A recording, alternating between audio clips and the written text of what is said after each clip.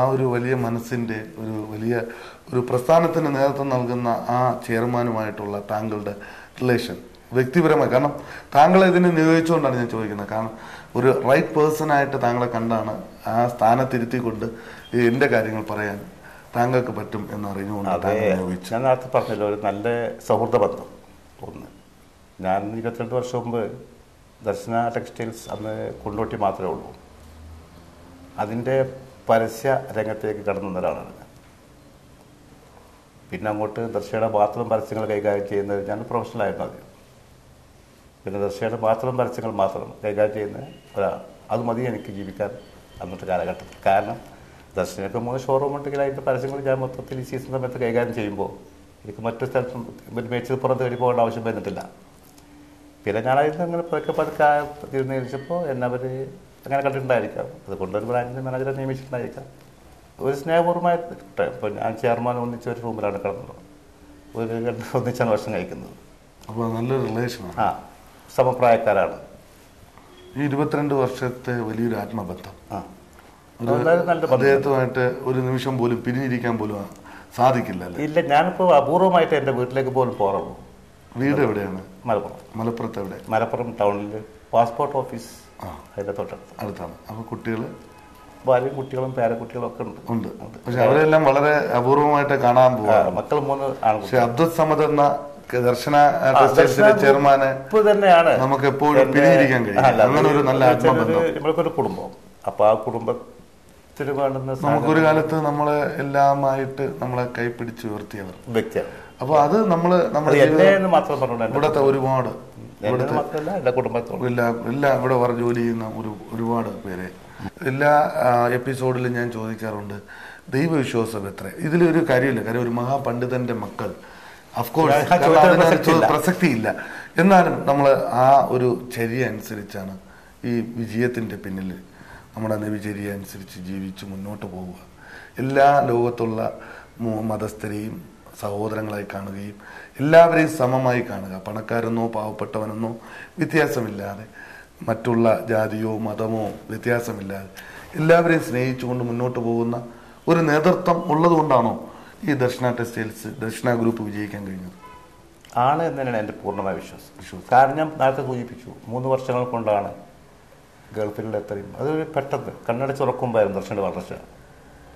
ഇന്ന് വിദേശ രാജ്യങ്ങളിലേക്ക് നമ്മൾ ഇവിടെ നിന്ന് തന്നെയാണ് ഓരോ മെറ്റീരിയൽസ് കൊണ്ടുപോകുന്നത്.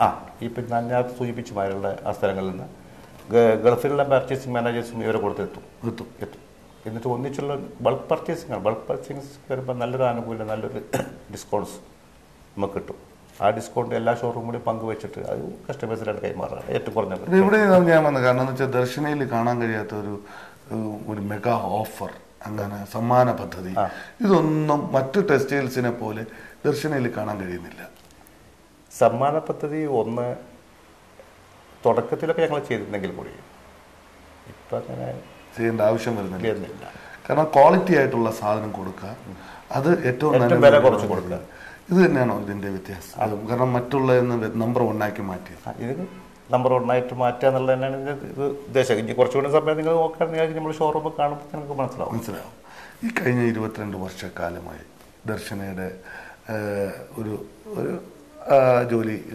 ജോലിയിലേക്ക് ഒന്നും സ്ലോലി ഉയരങ്ങളിലെത്തിക്കുക താങ്കൾ തിരിഞ്ഞു നോക്കുമ്പോൾ ഈ വളർച്ചയെക്കുറിച്ച് എന്ത് തോന്നുന്നു? ഞാൻ നേരത്തെ നിങ്ങളോട് സൂചിപ്പിച്ചു, ഒരു പ്രൊഫഷണൽ അനൗൺസർ എന്നായിട്ടാണ് ഞാൻ ദർശന ഗ്രൂപ്പിലെത്തിയത്. 22 വർഷം ശബ്ദം പരസ്യ പ്രക്ഷേപണം വാഹനത്തിലൂടെ തുടക്കത്തിൽ. അതൊരു 22 വർഷം ഫസ്റ്റ് പ്രൊഫഷണൽ അനൗൺസറായിരുന്നു. കൊണ്ടോട്ടി തന്നെ അനൗൺസ്മെന്റ് ഇഷ്ടപ്പെട്ടിട്ടായിരിക്കാം. രാഷ്ട്രീയ പാർട്ടികളൊക്കെ അനൗൺസ് ചെയ്യാൻ വിളിക്കില്ല, അങ്ങനെയൊന്നുമില്ല. രാഷ്ട്രീയ പാർട്ടികൾ ശബ്ദം കൊണ്ട് ഞാൻ മെയിൻ അനൗൺസ് ഫസ്റ്റിലൊക്കെ ചെയ്തിരുന്ന ഒരു ഫുട്ബോൾ അനൗൺസറാണ്. മലപ്പുറം ജില്ലയാണല്ലോ ഈ ഫുട്ബോളിന്റെ ഒരു ഈറ്റില്ലം. അപ്പോൾ കേരളത്തിലെ ഈറ്റില്ലം എന്ന് പറയുന്നത് മലപ്പുറം ജില്ലയാണ്. ഫുട്ബോൾ പ്രേമിയും കൂടിയാണ്. ഫുട്ബോൾ പ്രേമിയാണ്. ഒരു ഫുട്ബോൾ കുടുംബത്തിൽ അംഗമാണ്. ആരാണ് കുടുംബത്തിൽ? എൻ്റെ പിതാവ് അബൂബക്കർ, അദ്ദേഹം ഇന്ത്യൻ സർവീസസിന്റെ ഫുട്ബോൾ താരമായിരുന്നു. എൻ്റെ ഫാദറിലോ ആലിക്കുട്ടി എന്ന് പറയും, മലപ്പുറം ആലിക്കുട്ടി. അദ്ദേഹത്തെ ടൈഗർ ആലിക്കുട്ടി എന്ന അവൻ്റെ പേരിലാണ് ഫുട്ബോൾ പ്രേമികൾ അറിയപ്പെട്ടിരുന്നത്. ഒരു ഫുട്ബോൾ കുടുംബമാണ്. ഫുട്ബോൾ കുടുംബമാണ്. അദ്ദേഹത്തിൻ്റെ 3ാമത്തെ മകളെ ഞാൻ കല്യാണം കഴിച്ചിട്ടുണ്ട്. എൻ്റെ മക്കൾ, എൻ്റെ അനുജന്മാർ ഒക്കെ ഫുട്ബോൾ പ്ലേയേഴ്സ്. അപ്പോൾ ഫുട്ബോൾ അനൗൺസറായിട്ടാണ് ജീവിതത്തിൽ? ഫുട്ബോൾ അനൗൺസർ, കാരണം ഞാൻ കളിച്ചിട്ടുണ്ട്. കളിച്ചുകൊണ്ട് എനിക്ക് ഫുട്ബോളിനെ കുറിച്ച് അറിയാം, ഫുട്ബോളിനെ കുറിച്ച് പറയാൻ കഴിയും. അപ്പോൾ മത്സരം മലപ്പുറം ജില്ലയിൽ നടക്കുമ്പോൾ അവിടെയൊക്കെ ലത്തീഫൊക്കെ ഉണ്ടാവും മൈക്കുമായിട്ട്? മലപ്പുറം ജില്ലയിൽ നിങ്ങളിപ്പോൾ ഇവിടെ നിങ്ങൾ പോയിട്ട് മഞ്ചേരിയോ മലപ്പുറമോ കൊണ്ടോട്ടിയോ വേങ്ങരോ ചെമ്മാടോ എവിടെ പോയിച്ചാലും അനൗൺസർ ലത്തീഫ് എന്നൊരു വ്യക്തി ഉണ്ടായിരുന്നു. അദ്ദേഹത്തെ പരിചയമുണ്ടോ ചോദിച്ചാൽ ഒരു കുട്ടി പറയും. കാരണം അന്ന് അതുവരെ നമ്മൾ ആ പേര് ഉണ്ടാക്കി. അങ്ങനെയാണ് നമ്മൾ ഇവിടേക്ക് വരുന്നത്. ഈ ദർശനയുടെ പരസ്യത്തിന്റെ ഡബ് ചെയ്യാനായിട്ട് വരുന്നത്, അനൗൺസറായിട്ട് വരും. അങ്ങനെ പിന്നെ കൊണ്ടോട്ടിയിൽ ഷോപ്പ് ദർശനക്ക് മാത്രം അനൗൺസ്. ആ ടൗണിൽ വേറെ ഒരു ഷോപ്പിലാണ്. കാരണം ആ സൗണ്ട് ദർശന വിലക്കെടുത്തു. അപ്പോ കാരണം ദർശനമായിട്ടുള്ള ബന്ധം അവിടെ ആരംഭിക്കാം.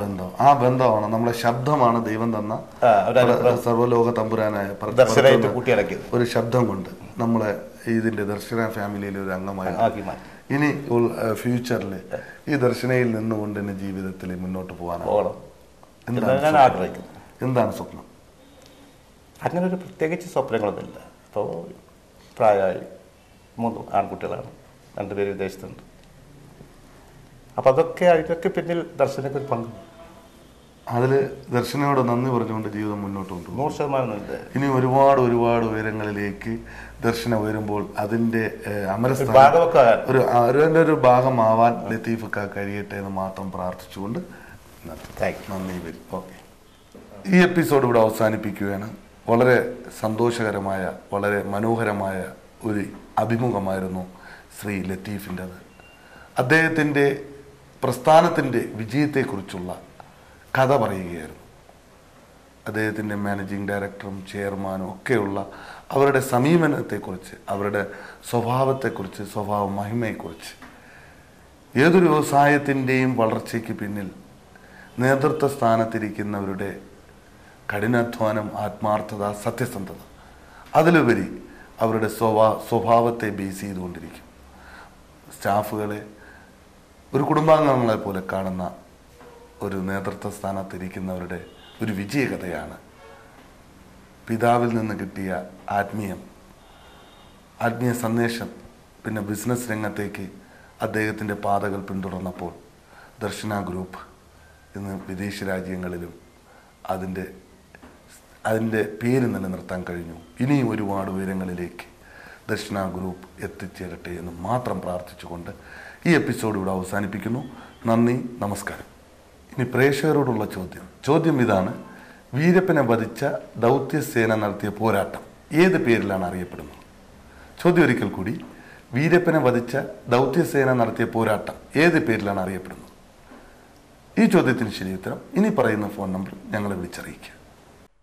ഞങ്ങളെ വിളിക്കേണ്ട ഫോൺ നമ്പർ 0484231778 അല്ലെങ്കിൽ 83.